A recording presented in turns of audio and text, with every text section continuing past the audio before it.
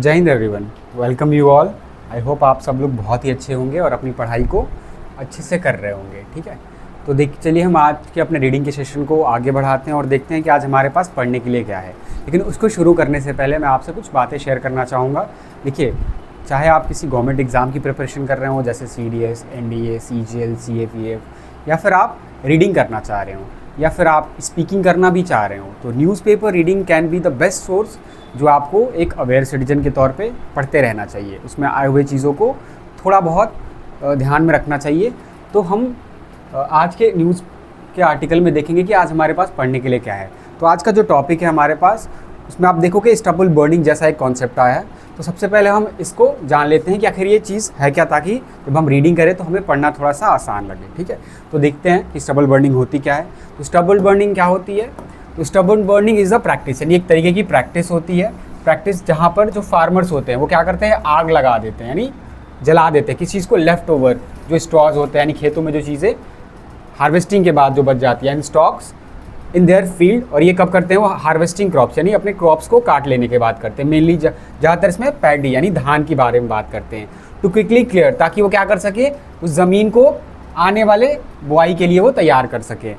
यह बहुत ही सस्ता पड़ता है उनके लिए और बहुत ही फास्ट होता है। ठीक है, इसमें टाइम नहीं लगता ज़्यादा करने में, लेकिन इसके वजह से कई सारे इन्वायरमेंटल डैमेज भी हमें देखने को मिलते हैं। वो डैमेजेस क्या है, इम्पैक्ट क्या है, तो उसमें हम देखते हैं कि मेजर इम्पैक्ट क्या है स्टबल बर्निंग के। तो सबसे पहला जो इम्पैक्ट है वो एयर पॉल्यूशन। ये एयर पॉल्यूशन जो वो क्या करता है, रिलीज़ करता है हार्मफुल गैसेस को। यानी जब भी हम स्टबल बर्निंग करते हैं तो उससे इन्वायरमेंट में काफ़ी हार्मफुल गैसेस रिलीज होती है, जैसे कि कार्बन डाइऑक्साइड CO, यानी that is carbon monoxide, sulphur dioxide और नाइट्रस ऑक्साइड जैसे कुछ हार्मफुल गैसेस रिलीज होते हैं एनवायरनमेंट में। और ये और कुछ पर्टिकुलेट मैटर भी क्या होते हैं, फाइन पर्टिकुलेट मैटर, वो भी रिलीज होते हैं एनवायरनमेंट में, जैसे कि PM 2.5, PM 10, जो कि क्या करते हैं, स्मोक को कॉज करते हैं और पुअर क्वालिटी, जो एयर की क्वालिटी है उसको भी ख़राब कर देते हैं। स्मोक क्या होता है, तो स्मोक प्लस में fog, that is called smog, यानी धुएं के साथ में आपको फॉग देखने को मिलेगा। ठीक है, धुआं साथ में इसको मिला करके हम क्या कहते हैं, स्मॉग कहते हैं। जो नेक्स्ट इम्पैक्ट है इसका वो क्या है, हमारे हेल्थ के ऊपर देखते हैं। तो इससे हमारी जो रेस्पिरेटरी प्रॉब्लम है उसको बढ़ावा मिलता है, हमारे आई में इरिटेशन होना शुरू हो जाता है, अस्थमा, और हमारे जो हार्ट है वो भी ख़राब होना शुरू हो जाता है। और जो हमारी लंग्स है उसमें भी कई सारी डिजीज़ हमें देखने को मिलती है स्टबल बर्निंग की वजह से। स्टबल बर्निंग से और क्या इम्पैक्ट पड़ता है, तो सबसे इम्पैक्ट जो मेजर इम्पैक्ट है वो है सॉइल का डिग्रेडेशन, है ना। इसमें क्या होता है, तो जो एसेंशियल सॉइल न्यूट्रिएंट्स, यानी मिट्टी के अंदर जो इंपॉर्टेंट न्यूट्रिएंट्स होते हैं, उनको जलाने से वो क्या होते हैं, वो भी जल जाते हैं साथ। न्यूट्रिएंट कौन कौन से हैं, तो नाइट्रोजन, फास्फोरस, पोटेशियम जैसे कुछ न्यूट्रिएंट्स। जिससे क्या होती है, ये फर्टिलिटी जो होती है सॉइल की टाइम के साथ साथ वो रिड्यूस होती जाती है, कम होती जाती है। जो last but not the least major impact है इस स्टबल बर्निंग का, वो क्या है, ये ग्रीन हाउस गैस के एमिशन को क्या कर देता है, बढ़ा देता है। ग्रीन हाउस गैसेज जैसे कि मीथेन हो गई, कार्बन डाइऑक्साइड हो गई, और भी बहुत सारे ग्रीन हाउस गैसेज हैं। तो इनके एमिशन को क्या कर दिया, बढ़ा देती है, जिससे ग्लोबल वार्मिंग कॉज होती है।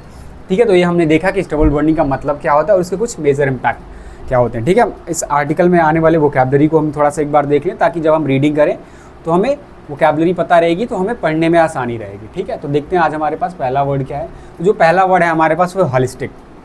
तो हॉलिस्टिक का मतलब क्या होता है, कंसीडरिंग द होल सिस्टम, यानी हर एक चीज़ को अपने दायरे में लेना। ठीक है, जो जब भी कोई चीज़ आप कर रहे हो वहाँ पे आप हर एक एस्पेक्ट को सोच रहे हो और सबको मिला करके आप काम कर रहे हो, जो भी काम कर रहे हो, दैट इज़ कॉल्ड होलिस्टिक। इसको आप कॉम्प्रिहेंसिव या फिर इन ऑल इनकम्पासिंग भी कह सकते हैं। ठीक है, बहुत ही अच्छे सिनोनिम है इसके। नेक्स्ट हमारा एक इडियम है, that is carat and stick. इसका क्या मतलब होता है, तो ये एक मेथड होता है जहाँ पर रिवॉर्ड और पनिशमेंट दोनों को एक साथ यूज़ किया जाता है, that is called carat and stick. इसको आप परसुएशन और कोएर्शन भी कह सकते हैं। नेक्स्ट हमारा जो वर्ड है दैट इज़ कॉल्ड ब्रॉश। ठीक है, इसको ब्रॉश पढ़ते हैं हम। तो ब्रॉश का मतलब क्या होता है, एक मुद्दे को, डिफिकल्ट डिस्कशन के मुद्दे को क्या करना, रेज करना या उठाना, that is called broach. Introduce, mention या प्रपोज, इसको आप सिनोनिम के तौर पे यूज़ कर सकते हो। नेक्स्ट हमारा एक फ्रेजल वर्ब है, that is called cow down. Cow down का मतलब क्या होता है, तो किसी को सबमिशन करने के लिए उसको डराना या धमकाना, that is called cow down. Intimidate या बुली भी आप इसको कह सकते हैं। नेक्स्ट वर्ड है हमारा आउटक्राई। अब आउटक्राई का मतलब क्या होता है, तो पब्लिक की तरफ से जो एक स्ट्रॉन्ग प्रोटेस्ट आता है किसी भी चीज़ को लेकर के, दैट इज़ कॉल्ड आउटक्राई, है ना। प्रोटेस्ट शुरू हो जाते हैं पब्लिक में, दैट इज़ कॉल्ड आउटक्राई। इसको आप प्रोटेस्ट, अप्रूवर और बैकलैश, अप्रूवर वर्ड आप याद रख सकते हैं। ठीक है, नेक्स्ट वर्ड है हमारा डिटरेंट। डिटरेंट का क्या मतलब होता है, तो एक ऐसा एक्ट जो कि एक एक्शन को रोकने के लिए किया जाता है, दैट इज़ कॉल्ड डिटरेंट, यानी हस्तक्षेप करने के लिए किया जाता है ताकि वो काम रुक सके, दैट इज़ कॉल्ड डिटरेंट।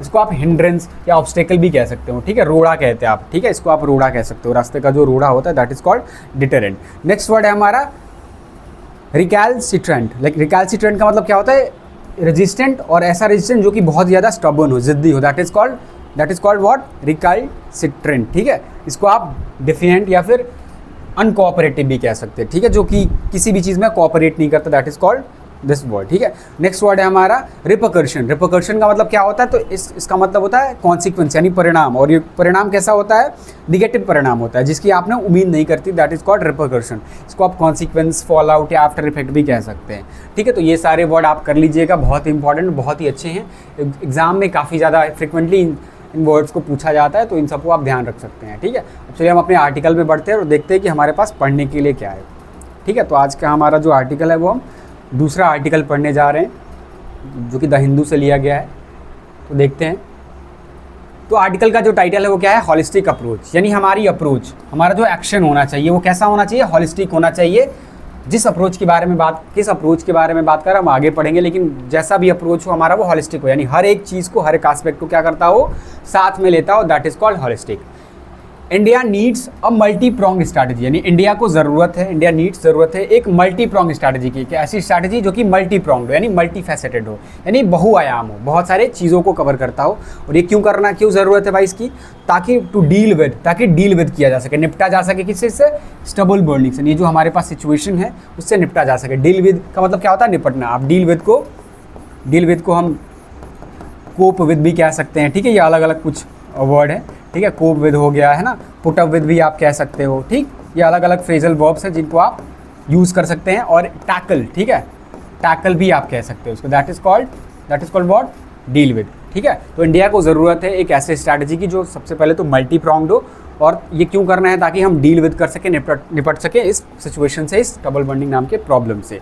आगे कह रहा था सुप्रीम कोर्ट ऑफ इंडिया, यानी हमारी जो सुप्रीम कोर्ट ऑफ इंडिया है, हैज़ ब्रॉस्ट, उसने क्या इंट्रोड्यूस किया है, लेकर के आई है उस पॉसिबिलिटी को, उस संभावना को, जो कि है क्या, प्रोसिक्यूट करने का, यानी केस चलाने का। प्रोसिक्यूट का मतलब क्या होता है, केस चलाना, ट्रायल चलाना। और प्रोसिक्यूशन किसका होना चाहिए, फार्मर्स का। इन्होंने एक ऐसे मुद्दे को छेड़ा है, caught setting fire to their fields, और ऐसे किसान जो कि आग लगा देते हैं कहाँ पे, अपने फील्ड्स के अंदर, ठीक है, यानी जला देते हैं अपने फील्ड्स को, खेतों को, to prepare for winter sowing, ताकि वो क्या कर सकें, विंटर में जो उनको बुआई करनी है उसके लिए उसको तैयार कर सकें, या फिर रबी क्रॉप के लिए, ठीक है। विंटर में आपको पता होगा कि रबी क्रॉप्स को ही बोया जाता है, तो उसके लिए वो खेत को तैयार कर सके, इसलिए क्या करते हैं किसान, उसमें आग लगा देते हैं। तो सुप्रीम कोर्ट का इसमें आया है कि उनका प्रोसिक्यूशन होना चाहिए, यानी इनके ऊपर केस चलना चाहिए, ठीक। आगे देखते हैं, स्टबल बर्निंग, यानी जो स्टबल बर्निंग की जो सिचुएशन है, इज़ अ मेजर कॉन्ट्रीब्यूटर, वो क्या है, एक मेजर कॉन्ट्रीब्यूटर है किस चीज़ में, टू एयर पॉल्यूशन। हमने देखा भी कि एयर पॉल्यूशन में बहुत बड़ा मेजर कॉन्ट्रीब्यूटर है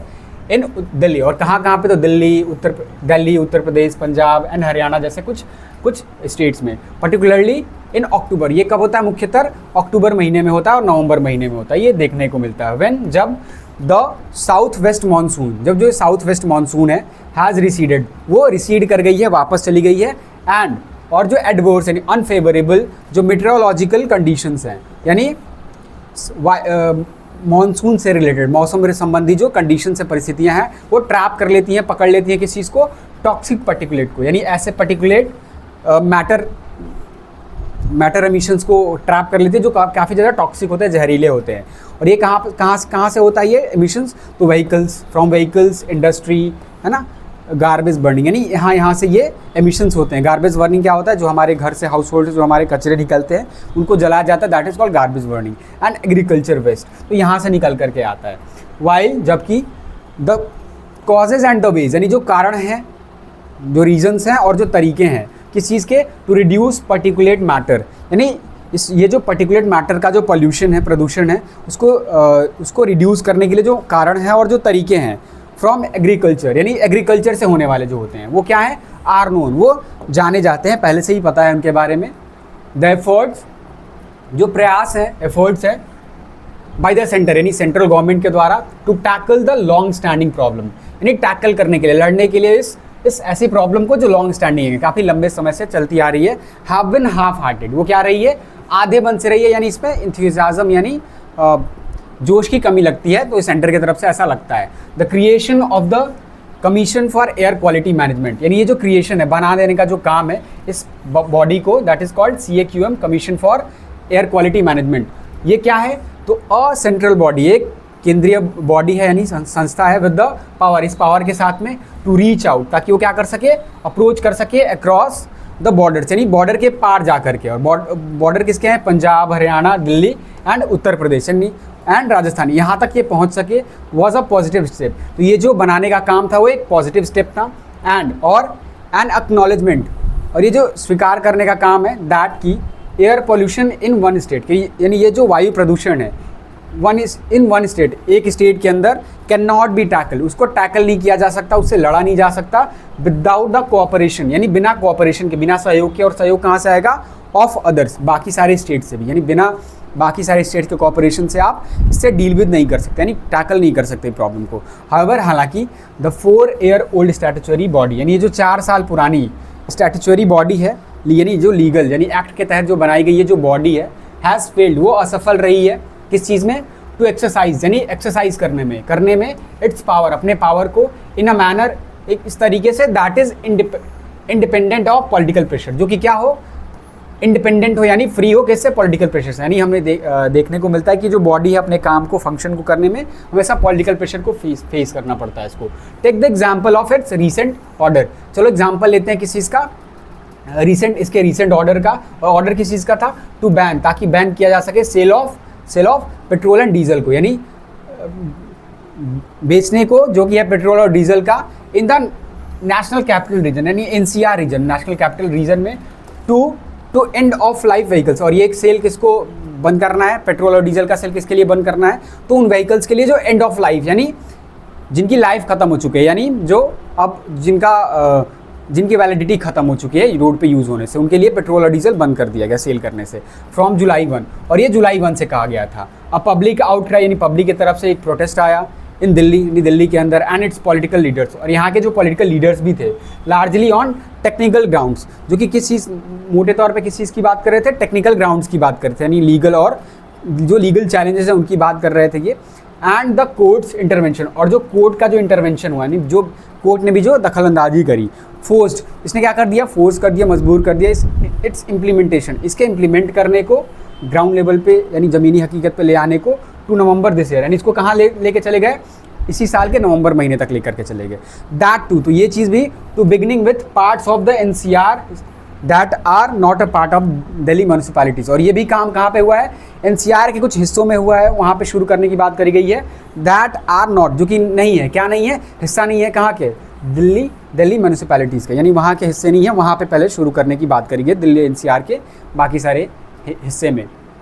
आगे देखिए, इन स्टबल बर्निंग टू, यानी स्टबल बर्निंग में अगर हम देखें, द CAQM, यानी जो ये बॉडी है, that is commission for air quality management, has not been able, वो सक्षम नहीं रही है to impress upon the judiciary, यानी मनाने में जुडिशरी को, दैट की जो स्टबल बर्निंग है वॉज ड्यू, वो किस वजह से है? ड्यू टू रिकैल्सिट्रेंट फार्मर्स, यानी ऐसे फार्मर्स की वजह से है जो कि काफ़ी हेजिटेंट हैं।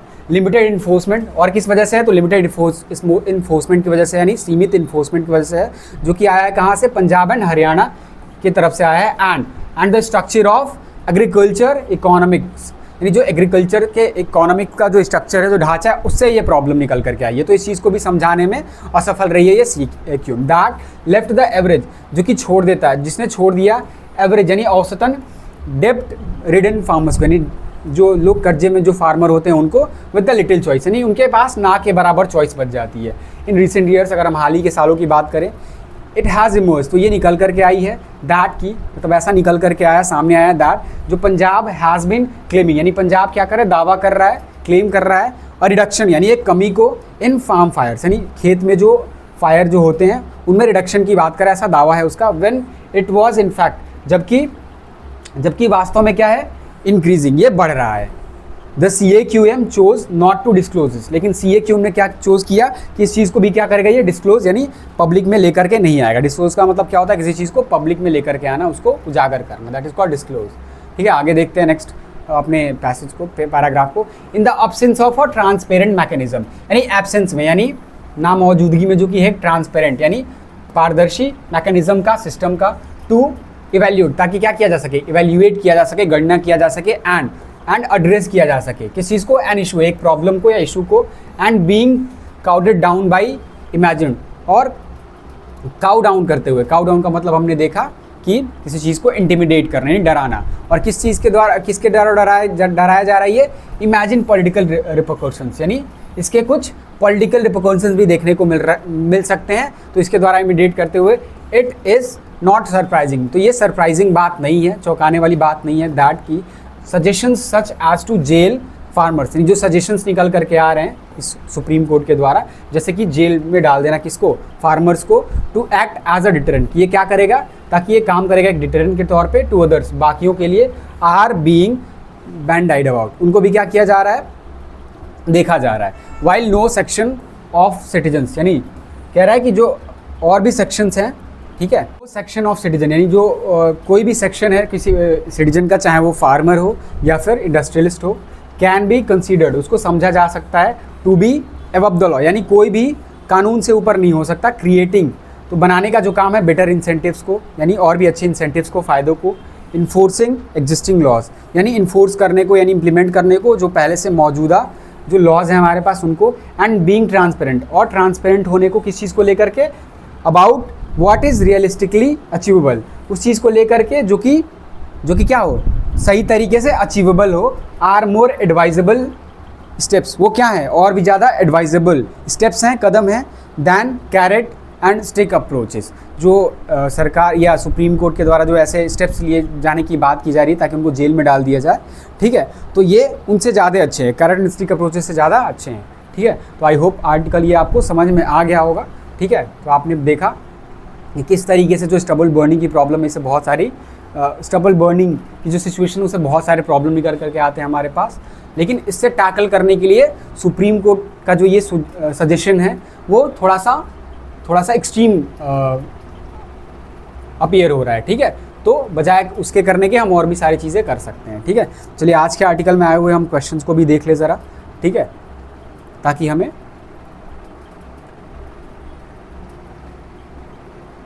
हाँ जी, देखते हैं जो पहला क्वेश्चन है वो क्या है, which of the following step, यानी इनमें से कौन सा जो स्टेप है, कदम है, इज नॉट मेंशन, उसको मेंशन नहीं किया गया है इस आर्टिकल के अंदर, एज अ रियलिस्टिक अप्रोच, यानी एक रियलिस्टिक यानी वास्तविक अप्रोच के तौर पे, ताकि स्टबल बर्निंग की प्रॉब्लम को क्या किया जा सके, प्रिवेंट किया जा सके। तो देखते हैं, creating better management incentives for farmers and industries, इसकी तो बात करी ही थी आर्टिकल में, इन्फोर्सिंग यानी इन्फोर्स करना एग्जिस्टेंट इन्वायरमेंटल लॉज को मोर इफेक्टिवली और अच्छे तरीके से इंप्लीमेंट करना, बिल्कुल इसकी भी बात करी थी आर्टिकल में।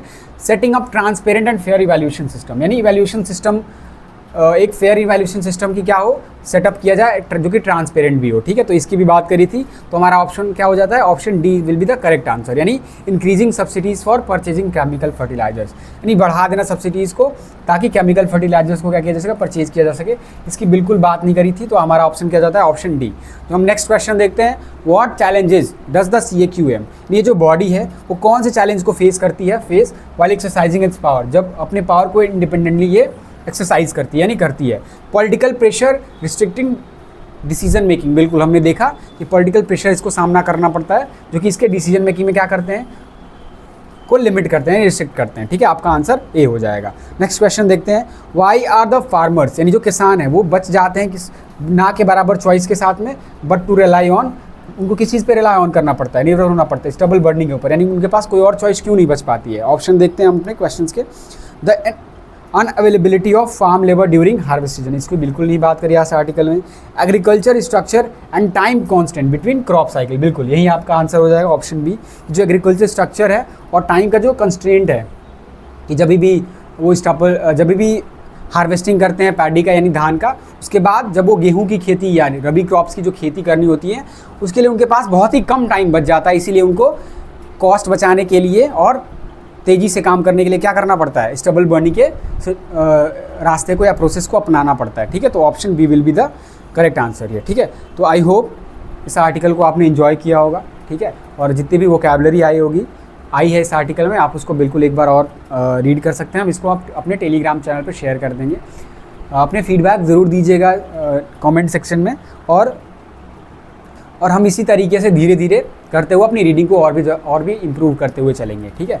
तो that is all from my side, thank you, जय हिंद। हैं।